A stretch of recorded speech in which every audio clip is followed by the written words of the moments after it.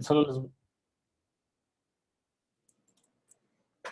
yo les voy a hablar acerca de la relación que tienen los núcleos reproductores, el conjunto de núcleos reproductores, con las bases ortonormales. Aquí generalmente escogemos H, un espacio de Hilbert con núcleo reproductor que sea separable, que tenga al menos una base ortonormal. Vamos a ponerle a esta base ortonormal B a los vectores, a las funciones que forman parte del espacio de Hilbert. Son funciones ortogonales entre sí respecto al producto interno definido en H. Bueno, entonces tenemos un espacio de Hilbert, una base ortonormal de este espacio. Entonces la pregunta es, ¿qué relación tienen el núcleo reproductor y esta base? Primero hay que acordarnos que si tenemos, bueno, que para cualquier elemento de este espacio, digamos una función f de este espacio, pues podemos encontrar escalares lambda j, de tal forma que f se puede expresar como esta suma, esta serie, donde pues, los bj son los elementos de la base. Ahora aquí hay que entender algo acerca de esta igualdad que puse aquí. ¿Cómo entenderla? Esta es una igualdad a nivel de elementos del espacio H, que son funciones. Pues, ¿cómo entender que f sea la suma de todas estas funciones, de todos estos básicos, digamos, dilatados por estos coeficientes lambda? Pues se tiene que entender así, en este sentido, que si nosotros tomamos las sumas parciales de esta serie, entonces en norma, estas sumas parciales se aproximan a f cuando n tiende a infinito. Además de la teoría básica de análisis, estos lambda j tienen una forma muy particular cuando se trata de un espacio de Hilbert. Estos lambda j, que son los coeficientes de los básicos, son las proyecciones de la función a cada uno de los básicos. Se pueden obtener de la siguiente forma, ¿no? Haciendo el producto interno de f con cada uno de los básicos. Esto dará como, digamos, la proyección, la componente de la función f en cada uno o sobre cada uno de los vectores básicos. Eso se llaman los coeficientes de Fourier.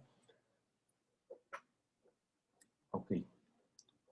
Ahora bien, en cuanto al núcleo reproductor, pues bueno, el núcleo reproductor es también cada uno de los elementos del núcleo reproductor. Si nosotros en este momento fijamos una X en el dominio, digamos que el dominio es X mayúscula, fijamos una X y entonces agarramos el núcleo reproductor en ese punto, pues esta es una función del espacio de Hilbert, H. Entonces para esta función, pues existe una representación de este tipo, ¿no? Como una suma, y donde cada uno de los coeficientes lambda j, pues ya lo podemos expresar de una vez así, es el producto interno del núcleo reproductor con el básico bj, luego multiplicado por el básico bj, que es el que da la dirección. Ok. Bueno, pero por una parte, este es un producto interno, entonces el producto interno es antisimétrico. Eso quiere decir que cuando nosotros invertimos las dos entradas, pues se tiene que conjugar el producto. ¿Para qué hacemos este paso? Pues bueno, porque aquí adentro, en este producto BJ, KX, pues de acuerdo con la definición del núcleo reproductor, es el básico BJ evaluado en el punto X. Entonces ya tenemos esto que es es un número complejo, el coeficiente, que acompaña a la función BJ. Ahora, en la clase anterior, la sesión anterior, Egor nos explicó que la convergencia en norma, por ejemplo, esta que tengo acá arriba, implica la convergencia puntual. Entonces, en particular, esta suma, esta igualdad que tenemos aquí, la podemos evaluar en un elemento y del dominio. Ahora voy a borrar a y, un elemento del conjunto X. Entonces, si esta serie converge en norma, también converge puntualmente, entonces podemos evaluarla en Y. Y así quedaría que el núcleo reproductor relativo al punto X evaluado en el punto Y, pues se puede expresar así. Solamente hay que evaluar el básico J en este elemento Y. Esta forma de aquí es la manera en que podemos nosotros relacionar el núcleo reproductor con la base ortonormal. Noten ustedes que esta fórmula involucra a una base ortonormal pues arbitraria, y por otro lado el núcleo reproductor ya habíamos demostrado que es único. Entonces aquí puse una pregunta capciosa. El núcleo reproductor, de acuerdo con esta fórmula que puse arriba, ¿depende de la elección de la base? No, obviamente no. Ya habíamos dicho que el núcleo reproductor era único.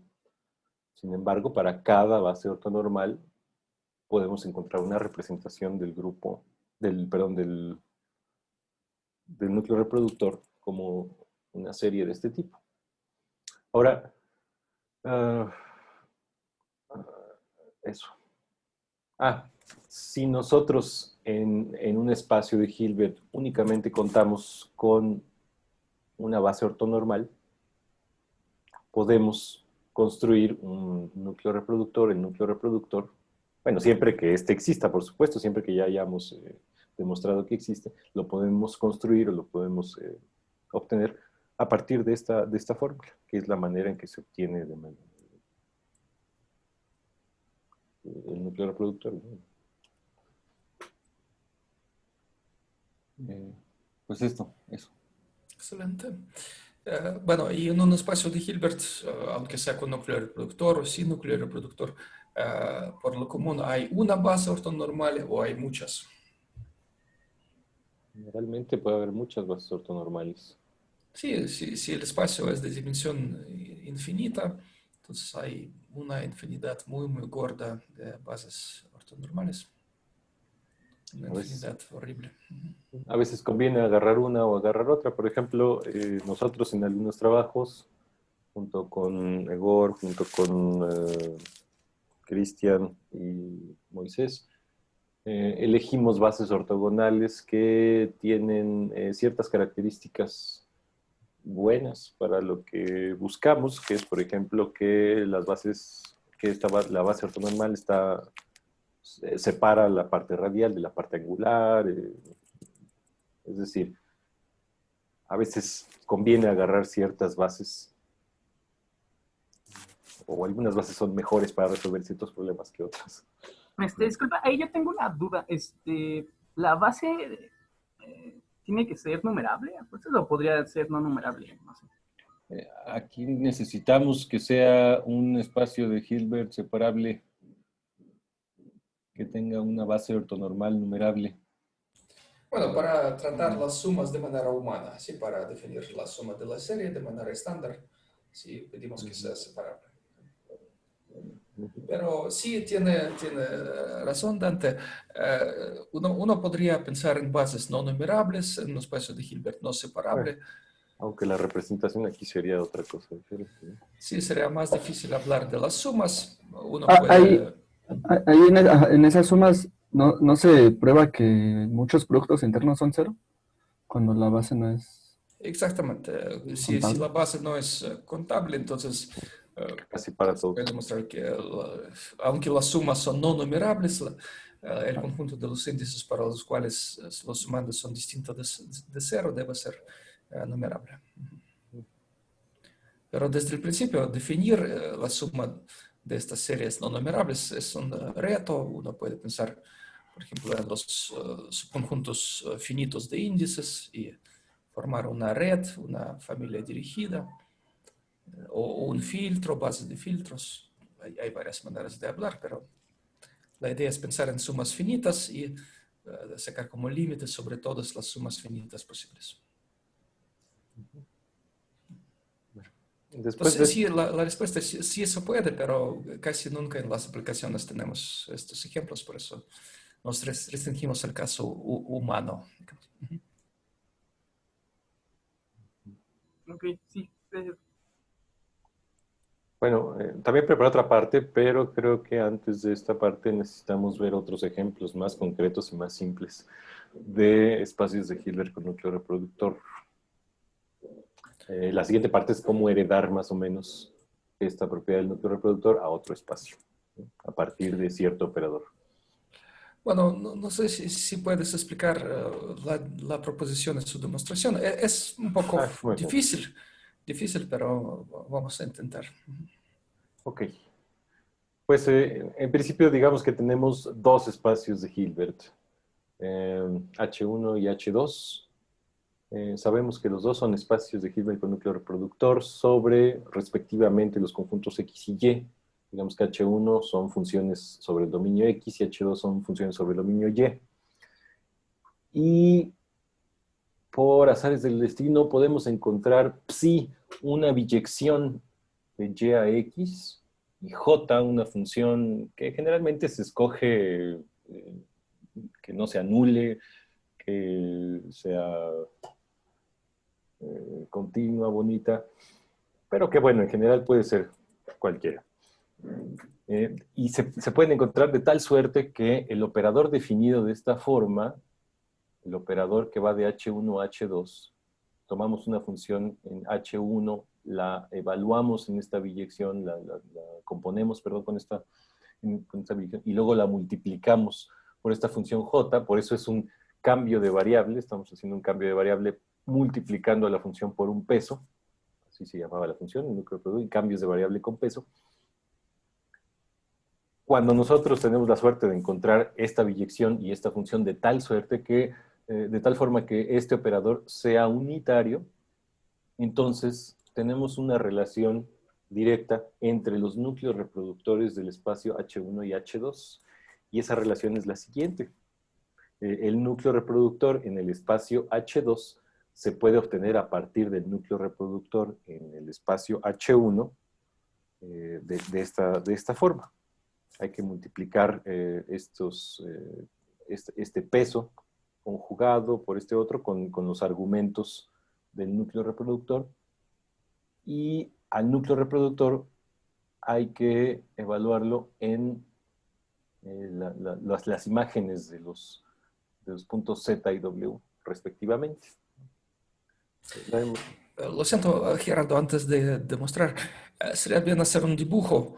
Hay varios objetos que están participando, al menos dibujar. Entonces, este charco, este dominio es, por ejemplo, uno es X, otro es Y, ¿verdad? Sobre X tenemos, por ejemplo, H1, y sobre Y tenemos H2. Y cómo actúan las funciones que estamos trabajando. Bueno, phi entonces es el cambio de variable, de aquí para acá. Este es psi, perdón, psi. Este es psi. Y este operador pues toma una función en H1 y... ¿qué hace? Ah, sí, la evalúa, ¿verdad? Vamos a tomar una función en H1 y un punto en Y. Este Pero Z está en... finalmente, digamos, U actúa en esta dirección, ¿verdad? Uh-huh. Sí, de H1 a H2. ¿Qué más? Ahí está el dibujo. Entonces, aquí estamos suponiendo que un dominio se obtiene del otro por un cambio de variable y que U definida de esta manera es un operador unitario. Ya estamos suponiendo que están dadas el psi y esta función de peso J. ¿Cómo construirlos? En general, pues no hay receta, pero en algunos ejemplos sí se puede construir así. Bien. Entonces, bueno, la demostración es muy sencilla.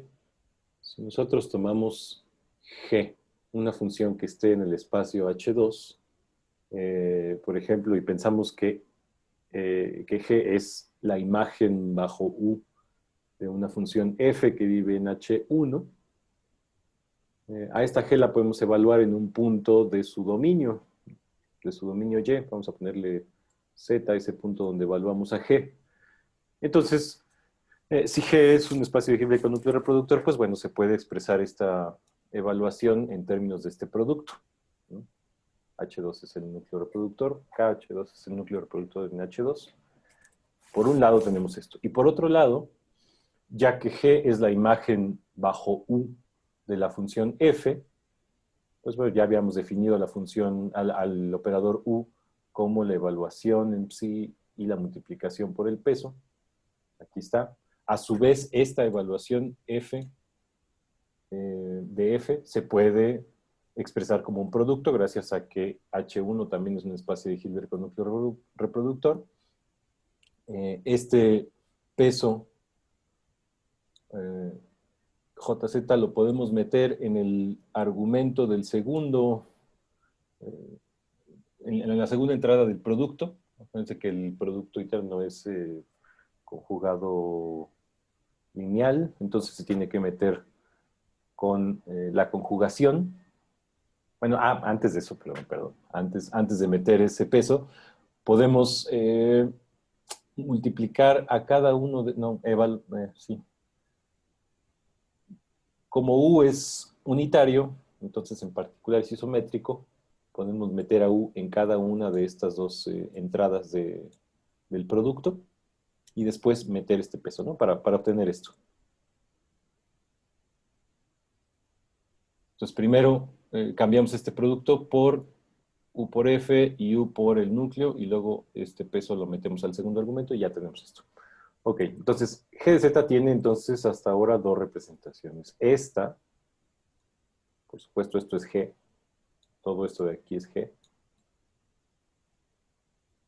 Entonces G de Z, por un lado, es este producto con el núcleo reproductor en H2 y por otro lado es este producto G con toda esta cosa donde interviene el núcleo en H1. Entonces, pues bueno, ya tenemos de los resultados básicos de análisis que si G por este operador, bueno, por esta función K H2 es igual a G por esta otra, bueno, esta otra. Entonces estas dos son iguales, los de la segunda entrada. Así que igualándolo y sustituyendo la definición de este operador U, pues obtenemos la forma que queríamos mostrar en la proposición.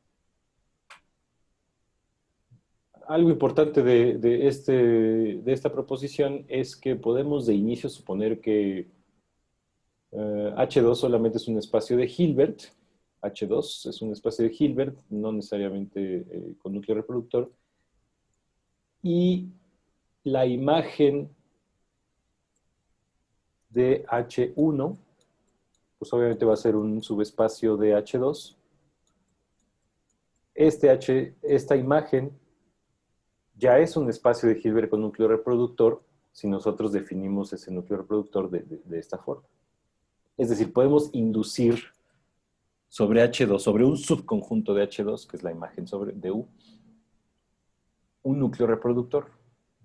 Es decir, puede que H2 no tenga, en general, un núcleo reproductor, pero podemos construir un subespacio que sí tenga un núcleo reproductor y su núcleo reproductor esté dado de esta forma. El ejemplo que puse, pues bueno, es un poco complejo y quisiera más bien esperar a que haya, por ejemplo, que alguien defina el espacio de Bergman, o ya lo hago, no sé. No, entonces no estamos preparados para este ejemplo. Como ya es un ejemplo novedoso que recién publicamos. Y obviamente, pues... Sí, es un ejemplo. Se publican las cosas que no son triviales, ¿verdad? Bueno, con esto terminamos las exposiciones de hoy.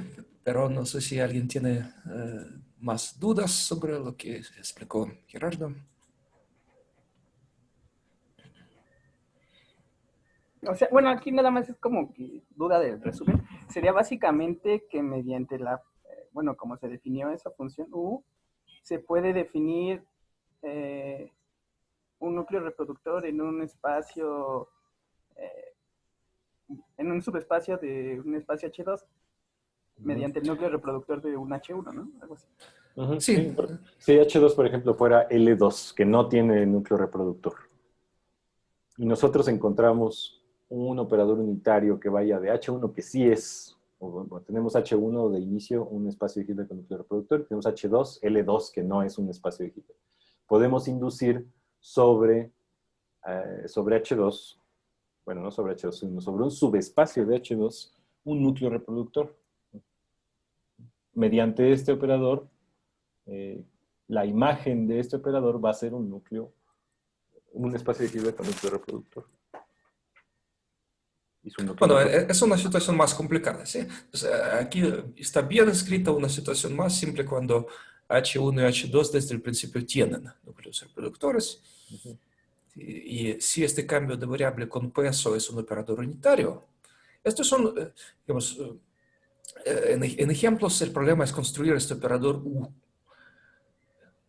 Cuando queramos aplicar esta proposición, pues hay que construir U, hay que mostrar que es un operador unitario. Esto no es fácil. Pero si ya lo tenemos, entonces pues el núcleo reproductor de un espacio se expresa en términos del núcleo reproductor del otro, también por este cambio de variable con peso.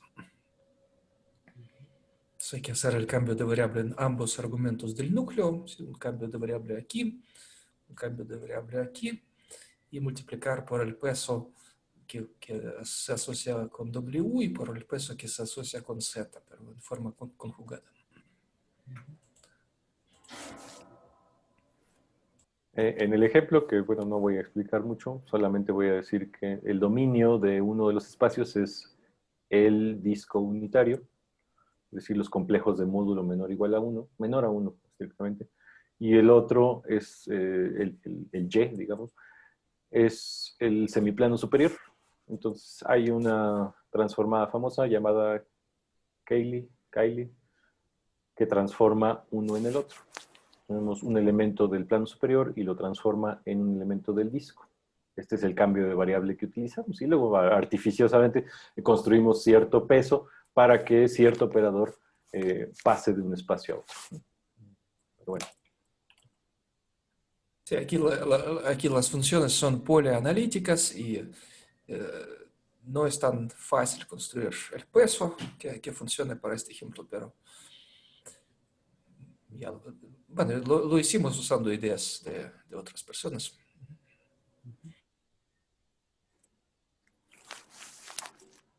Pues muchas gracias, creo que con esto terminamos las pláticas.